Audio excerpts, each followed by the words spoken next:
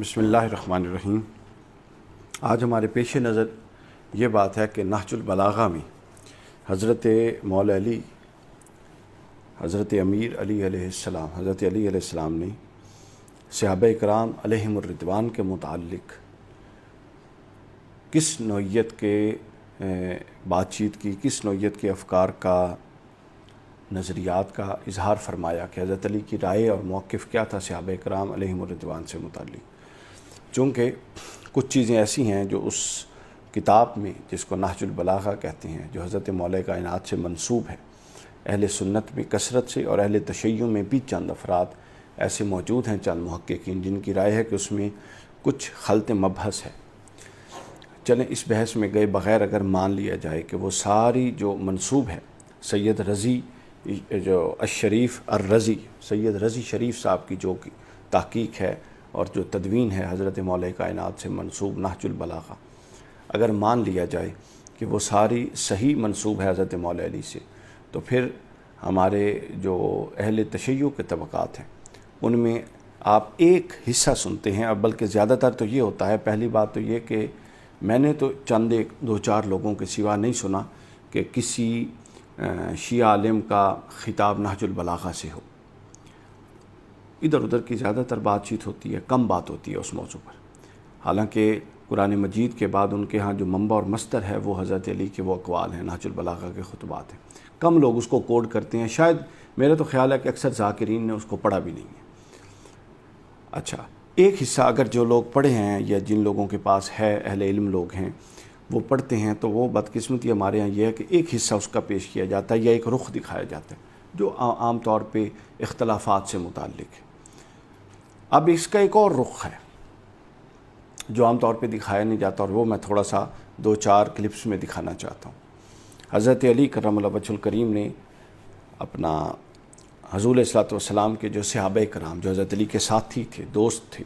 ان سے متعلق اپنی رائے کا اظہار کیا۔ میں دو چار نمونے آپ کے سامنے نہج البلاغہ سے پیش کروں گا، اس سے آپ اندازہ لگا لیں کہ صحیح کیا ہے، غلط کیا ہے۔ پھر اگر ان اختلافی باتوں کو صحیح بھی لے لیا جائے بالفرض، منسوب جو ہیں حضرت علی سے، اور اس کو بھی چونکہ اب منسوب ہیں تو پھر ظاہر ہے اس کو بھی ماننا پڑے گا اگر پوری کی پوری صحیح ہے، تو پھر یہ دیکھیں کہ اس اختلاف کو آپ کو پھر کسی ایک واقعے پر اس کو اپنا اس کو کرنا پڑے گا، اس واقعے کو اس کا مدلول قرار دینا پڑے گا، اس کو اس واقعے کے ساتھ خاص کرنا پڑے گا، اس کو مطلق نہیں سمجھا جائے گا، مقید سمجھا جائے گا کہ یہ آراء اگر صحیح سمجھی جائیں،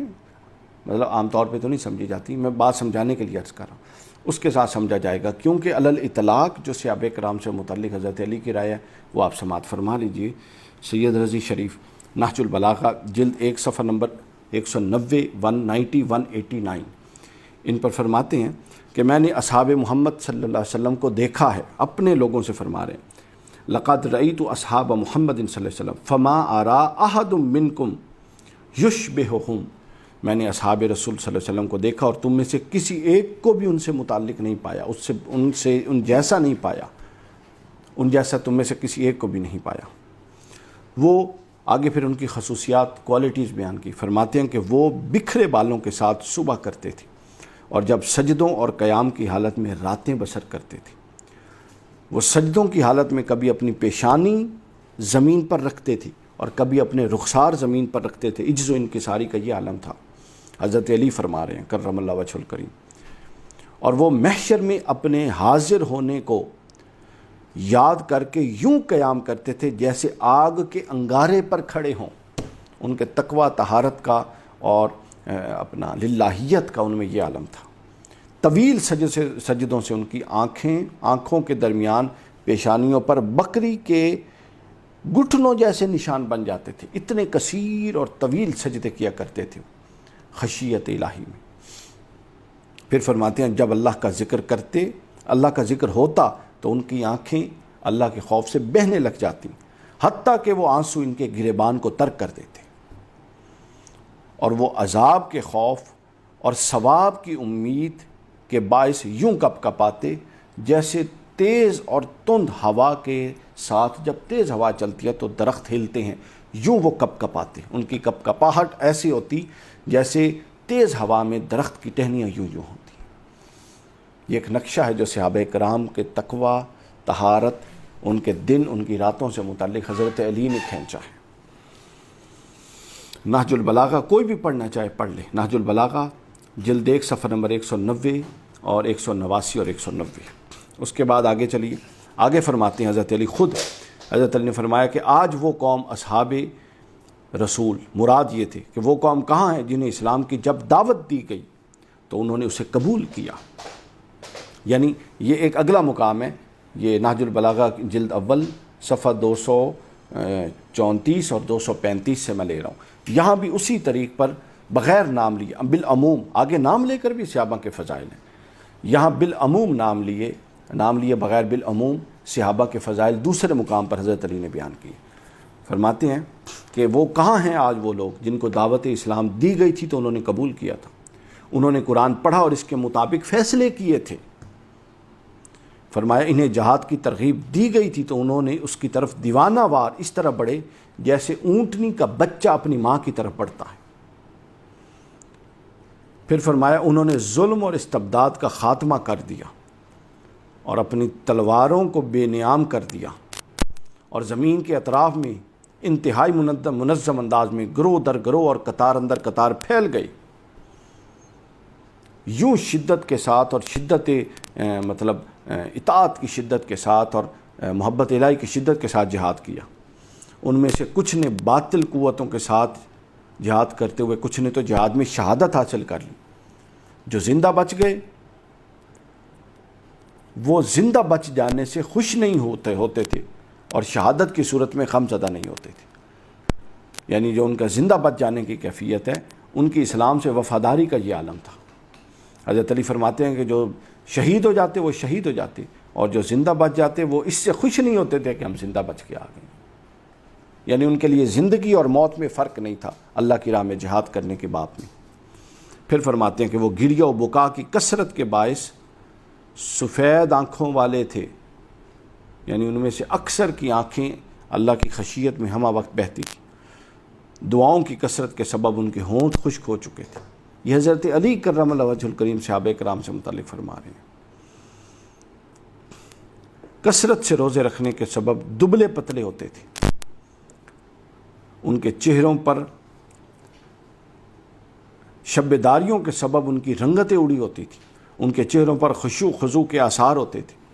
وہ مجھ سے جدا ہونے والے میرے ساتھی ہیں، یعنی جو چلے گئے ان کی طرف اشارہ تھا کہ وہ میرے ساتھی تھے، ان کا یہ کردار تھا اور یہ عمل تھا۔ پھر فرمایا کہ ان کا یہ حق ہم پر واجب ہے کہ ہم ان کے طالب و مشتاق رہیں۔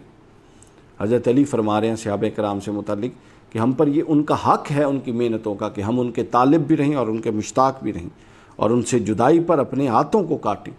اس طرح کے وہ لوگ تھے، یہ ایک معقولہ ہے کہ جدائی پر ہاتھ کو کاٹنا، یعنی انتہائی شدت کے ساتھ کسی کی کمی اور ہجر کو محسوس کرنا۔ شیطان تمہارے لیے اپنے راستے آسان بنا، اب نصیحت فرما رہے ہیں، صحابہ کرام کے فضائل کا باب بند کر کے اب نصیحت فرما رہے ہیں کہ شیطان تمہارے لیے اپنے راستے آسان بناتا ہے، تم اس کے بہکاوے میں نہ مت آؤ۔ یعنی صحابہ کرام کا فضائل بیان کر کے آگے یہ کہنا کہ شیطان چاہتا ہے کہ تمہیں ٹکڑوں میں بانٹ دے، خبردار تم اس کے بہکاوے میں مت آؤ، یہ بڑا اہم پیغام ہے۔ غور کرنے کی ضرورت ہے کہ حضرت علی کا اشارہ کس طرف تھا۔ فرمایا کہ اس کے بہکاموں، وسوسوں اور پھونکوں سے دور رہو، اور ہر وہ شخص جو تمہیں نصیحت کرتا ہے اس کی نصیحت قبول کرو اور اپنے آپ کو اس سے جوڑے رکھو۔ یہ 2 مقامات نہج البلاغہ سے میں نے پیش کر دیے، کئی مقامات ہیں جس کو تفصیل سے یعنی بیان بھی نہیں کیا جا سکتا، اگر اس کا احاطہ کیا جائے 100 سے زیادہ مقامات آرام سے نکالے جا سکتے ہیں۔ یہ 2 مقامات میں نے بیان کر دیے جو حضور شیخ الاسلام نے عظمت صحابیت اور حقیقت خلافت میں بھی بیان فرمائی۔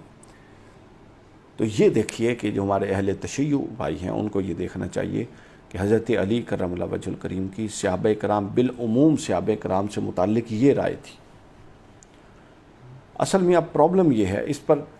جو ہمارے ایک ہیں شیعہ اسکالر ہیں بہت اچھے،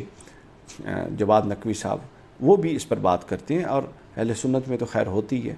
کہ بالفرض اس بحث میں گئے بغیر کہ کون کس کا ساتھ دیتا ہے، اگر چند صحابہ کرام جو انگلی پر گرے جا سکتے ہیں، چند شخصیات کے ساتھ جو حضرت علی کے مد مقابل آئے، کسی کو اختلاف ہے وہ تو ہمیں بھی اختلاف ہے سر آنکھوں پر،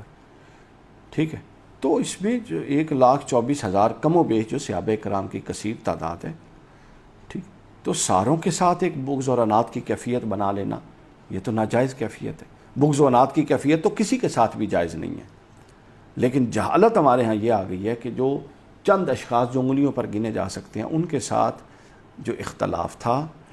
اور اس اختلاف میں مبنی بر حق تھے حضرت علی،